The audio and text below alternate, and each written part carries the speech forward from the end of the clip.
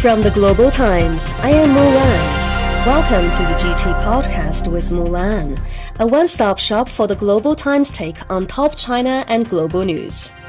In today's podcast, China is set to hold the third Belt and Road Forum for International Cooperation next week, which will inject certainty into an uncertain world. China calls for immediate ceasefire of Palestine-Israel war as U.S. one-sided military support fuels tension. Chinese nationals in Israel who came face-to-face with war expressed hope for a peaceful world. For U.S., war and militarism is guaranteed profits, 3 anti-war activists in the U.S. told the Global Times. At the Beijing Music Festival, classic music integrates with Chinese fine traditional culture, telling China's story and connecting the world.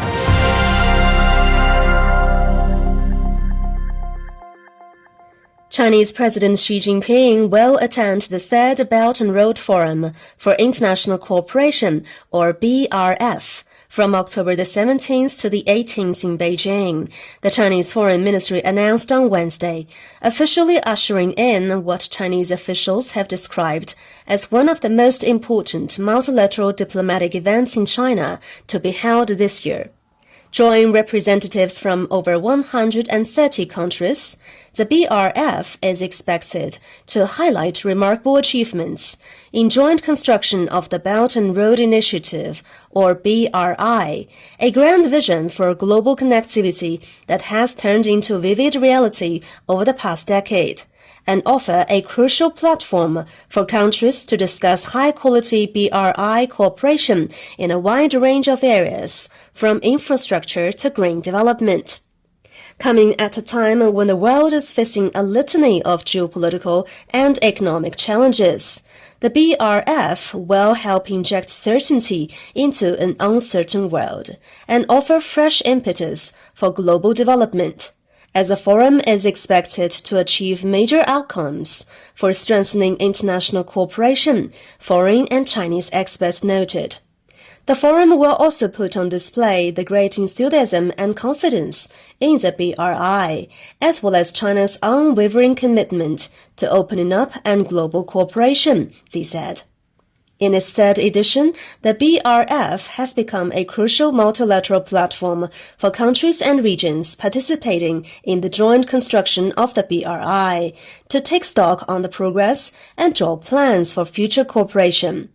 This year's BRF will focus on many areas of cooperation, including connectivity, green development, and the digital economy. As the world saw another war broke out in the Middle East this week, China expressed deep concern and called for an immediate ceasefire and de-escalation of the situation. China is deeply concerned about the intensification of tensions and the rising violence between Palestine and Israel, and is profoundly saddened by the civilian casualties caused by the conflict, the Chinese Foreign Ministry said. The way to resolve the cycle of Israeli-Palestinian conflicts lies in resuming peace talks, implementing the two-state solution, and promoting a proper political settlement of the Palestinian issue at an early date as soon as possible, so as to ensure the legitimate concerns of all parties, the ministry said. Meanwhile, U.S. one-sided decision to send weapons and warships to Israel after Hamas attack will further fuel the tension and cause more humanitarian crisis, Chinese experts said. Israel already outweighs Palestine in terms of military might.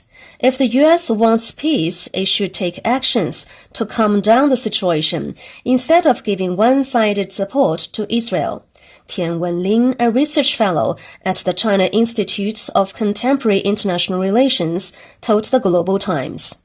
Washington's wrong-footed response to the surprise attack also mirrored its failed Middle East policies, a result of flip-flopping and indecisiveness, experts said. The sudden outbreak of the Palestine-Israel conflict also affected many from around the world, including Chinese nationals who were in the region and came face-to-face with war. For some Chinese tourists who happen to be caught in the conflicts, the greatest feeling after the experience is the value of a peaceful world. Zhang Yue, a Chinese woman working in Tel Aviv in the tourism industry, was dragged by her roommate to a safe room early on Saturday morning as a rocket exploded nearby. It was the first time that she had encountered a real war in life. Xu Wen and his 3 colleagues were much more directly involved in the conflict. Xu told Beijing News that they were attacked by unidentified armed individuals on a road in Ashkelon, Israel on Saturday. Following their dangerous experiences, many Chinese nationals were also keen to return to China. Another Chinese tourist referring to herself as Xiao Ye Shu wrote, "Life has to move on. I wish more for a peaceful world after going through all of this."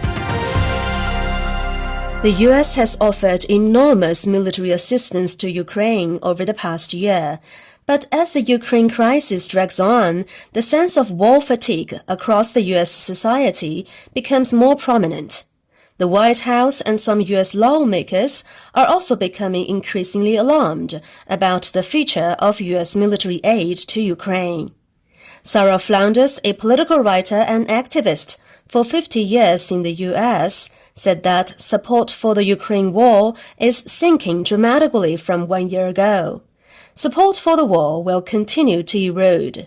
While it is not yet reflected in open opposition in the streets, it will be. There is no money for any of the promised social programs or infrastructure needs. War and militarism are guaranteed profits, Flounders said.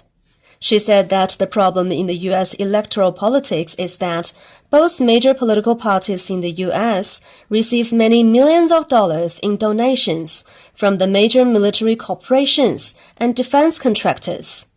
This ensures that regardless of who is in the White House and who is elected to the U.S. Congress, there is still firm support for U.S. wars.